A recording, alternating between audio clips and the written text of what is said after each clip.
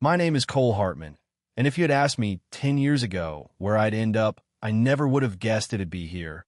50 acres of dense forest, half a mile from the closest stretch of pavement, nestled up against a mountain ridge with a quiet stream that hums me to sleep each night.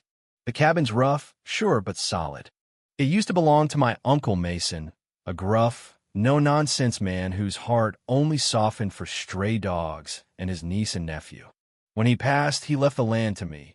No mortgage, no red tape, just a will, a key, and a legacy.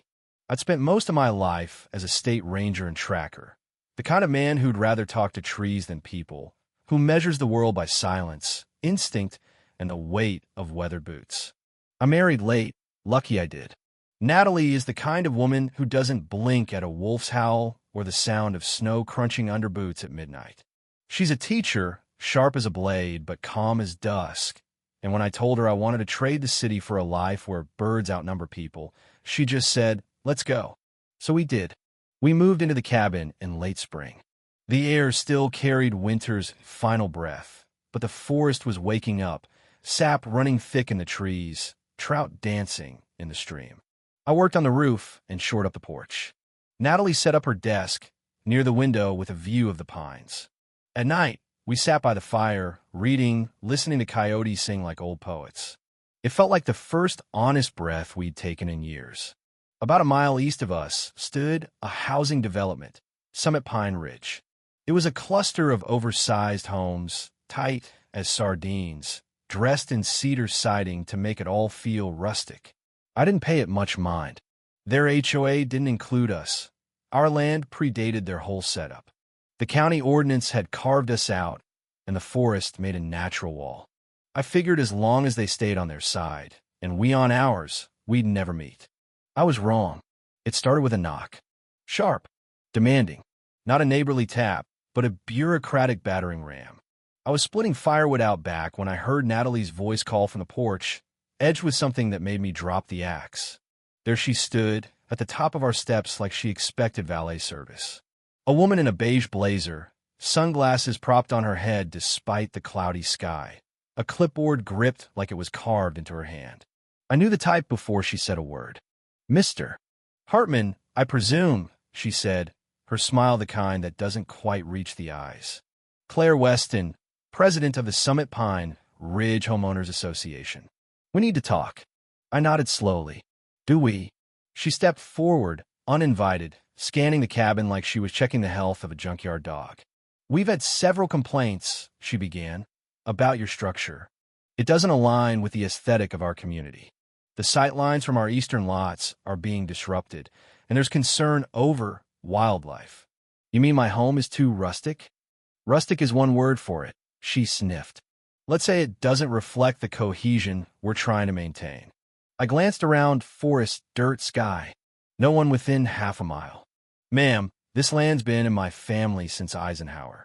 We're not part of your HOA." Her politeness thinned. "I understand that's what you believe. But our board recently reevaluated boundaries and determined that your property falls under our expansion plans. We're unifying the area under updated covenant guidelines. You're trying to include us?" I raised an eyebrow. "It's for everyone's benefit. Fire safety, community standards, and honestly, people are worried. Hunting cabins, firearms, wild animals, you see how that might unsettle families." Natalie, behind me now, arms crossed, said calmly, "We live peacefully. We're not a threat to anyone." Claire turned to her with syrupy condescension. "I'm sure you mean well, dear. But this lifestyle, it's not compatible with modern living." I stepped forward. "Let me be clear. We're not joining your HOA. We don't want your meetings, your rules, or your oversight. This is private land." Claire's mask dropped. "Noncompliance has consequences. The board has options." I said nothing, just opened the door. She didn't move at first, then finally turned on her heel and walked to her SUV. "You might find," she said over her shoulder, "the HOA is more involved than you think." Natalie and I stood in the quiet afterward, wind whispering through the trees. We both knew she wasn't done. It was supposed to be a short trip, 2 days up north, scouting L trails where cell signals die and the silence speaks. I needed it. The last few weeks had been tense. By Saturday evening, I was halfway home with a buck in the truck bed when I saw something wrong. A silver SUV parked halfway up the trail to our place. Another vehicle tucked into the brush. Neither was mine. My stomach turned. I shut the engine off and went in on foot. Quiet. Invisible. The air was too still, predator still. At the clearing, I crouched behind a thicket and scanned the porch. 3 men. Stocky, late 30s, dressed in matching neighborhood watch, Summit Pine Ridge vests. One had a stun baton. Another had zip-tie cuffs. The third was at the front door, open. Inside, I saw Natalie. Cornered. Hands raised. Claire was there too, arms crossed, voice low but sharp. One of the men stepped forward, grabbed Natalie's wrist. That was it. I moved fast, circling to the back. Entered through the utility room, silent as fog. Rifle across my chest. Claire's voice echoed. This land will be brought under order one way or another. Then she saw me. I leveled the shotgun. Get away from my wife. One man reached for his belt until he saw the muzzle. You've got 10 seconds, I said, to explain what the hell you're doing here, or I'll assume you're a threat. Everyone froze. The man let go of Natalie. The others backed off. Claire's expression hardened. You're threatening us, she snapped. We're conducting a lawful inspection. You broke into my home. You assaulted my wife. Claire raised her chin. We have legal documents. This land is under HOA jurisdiction now. That deed on the wall says otherwise.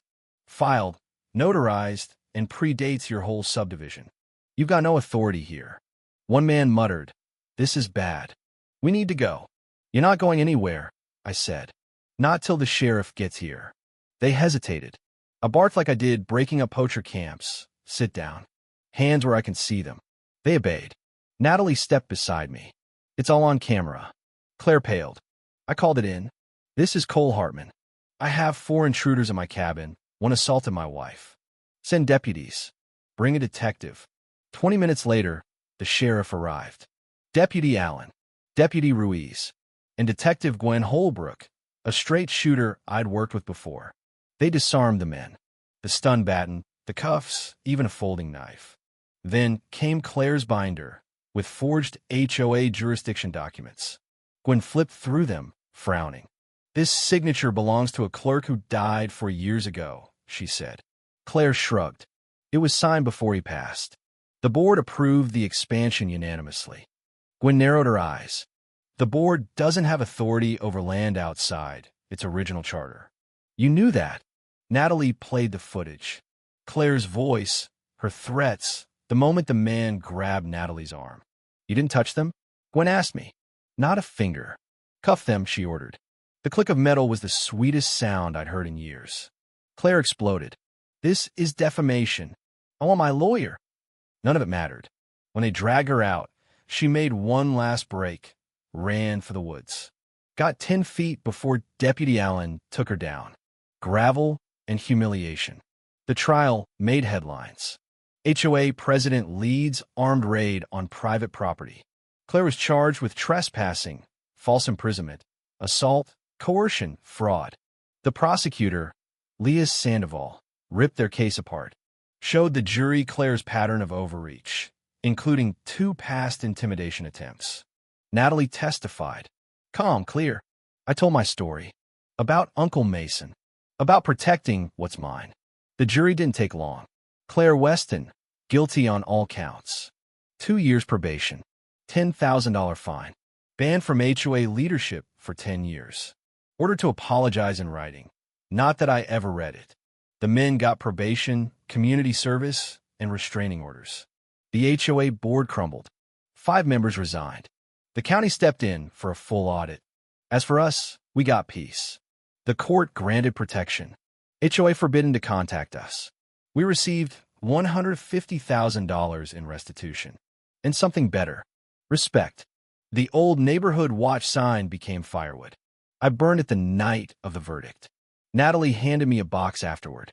Inside, a silver medallion engraved with my protector, my shield, my hunter of Karens. We laughed. First real laugh in weeks. I carved a new sign for the trailhead. Oak, bold letters. Beyond this point, forest. Family. Firearms. No Karens. It went viral. But to me, it was no joke. It was a line. This is my land. My home. And I protect it. Always.